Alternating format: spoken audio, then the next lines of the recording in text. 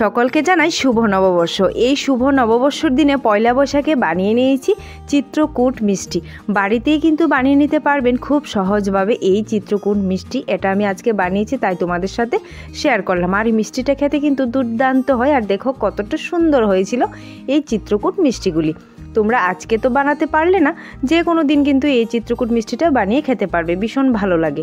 তার জন্য প্রথমেই নিয়ে নিলাম এখানে আমি 2 বাটির মতো সুজি। এখানে ছোটো বাটি নিয়ে নিলাম, ছোটো বাটির 2 বাটির মতো আমি সুজি নিয়ে এটাকে হালকা একটু ভেজে নিচ্ছি।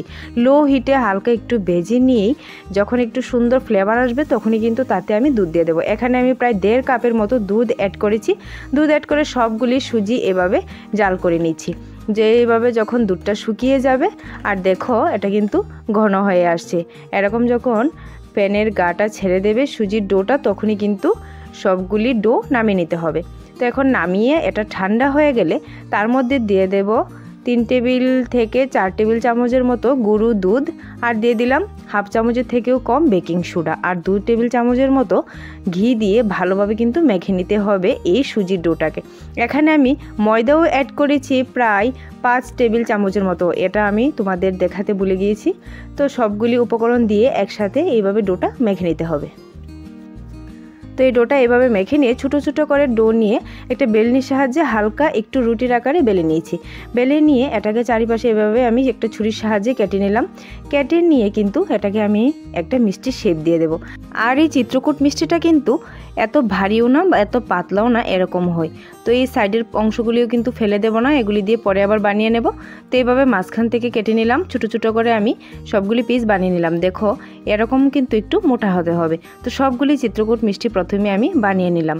এখন আমি প্রথমে শিরাটা বানিয়ে নেব। শিরার জন্য দিয়ে দিলাম 1.5 কাপ চিনি, আর তাতে 2 কাপের মতো জল দিয়ে শিরাটা ফুটিয়ে নিতে হবে।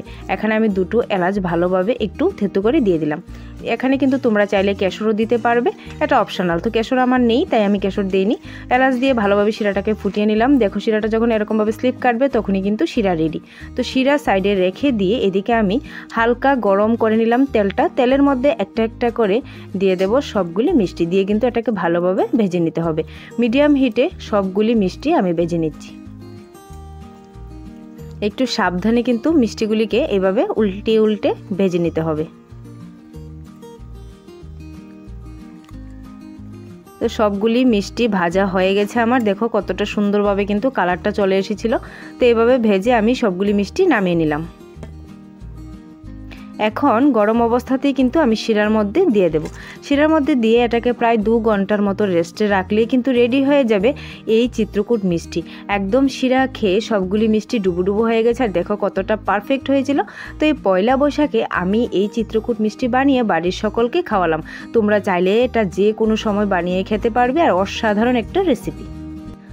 আর তোমরা পয়লা বৈশাখে কী কী মিষ্টি খেয়েছো আমাকে কিন্তু কমেন্টে নিশ্চয়ই জানিও।